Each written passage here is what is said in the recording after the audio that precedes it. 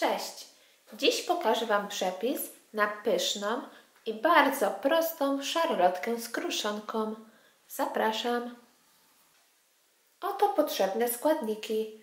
2,5 szklanki mąki pszennej, niecała szklanka cukru pudru oraz jeszcze odrobina cukru pudru na koniec do posypania ciasta, 100 g masła, 1 jajko, 2 łyżeczki proszku do pieczenia i trochę cukru waniliowego i oczywiście jabłka, około kilograma. Zaczynam od jabłek. Obieram ze skórki. Następnie jabłka kroimy na cienkie plasterki.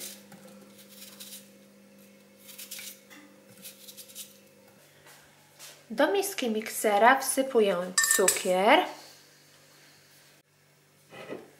Przesiewam 2,5 szklanki mąki pszennej.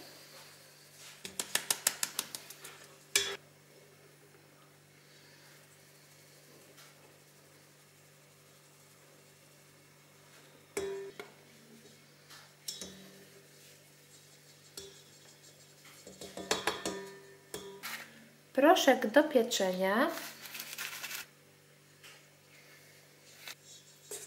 i mieszam. Dodaję jeszcze masło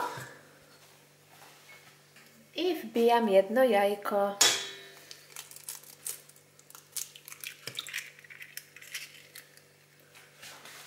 Z tych składników zagniatam ciasto, ale nie takie gładkie, tylko jak kruszonka.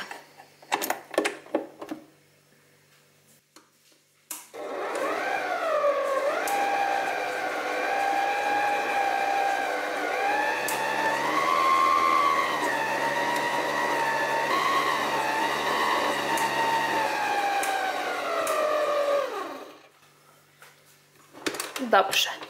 I teraz połową tej kruszonki wyłożę tortownicę. Jak widzicie, boki tortownicy posmarowałam masłem i obsypałam bułką tartą, a dno wyłożyłam papierem do pieczenia. Teraz połową tego ciasta wyłożę dno tortownicy i przyciskam. Musi być całe dno zakryte. Na cieście układam jabłka. W sumie to posypuję jabłkami.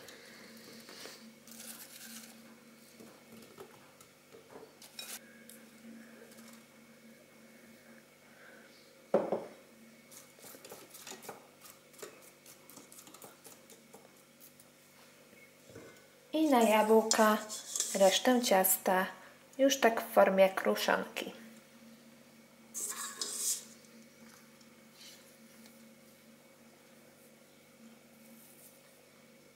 Posypuję jeszcze łyżką cukru pudru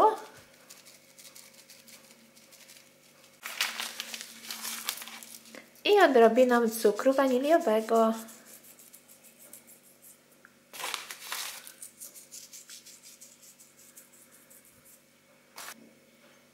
Ciasto wkładamy do piekarnika nagrzanego na 180 stopni i pieczemy około 45 minut. I ciasto się upiekło, przyrumieniło, pięknie pachnie.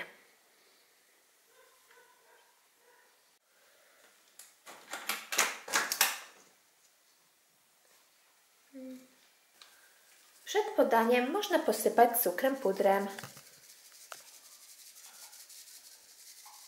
Nie trzeba czekać, aż przestygnie. Pysznie smakuje także ciepłe. Dziękuję za oglądanie.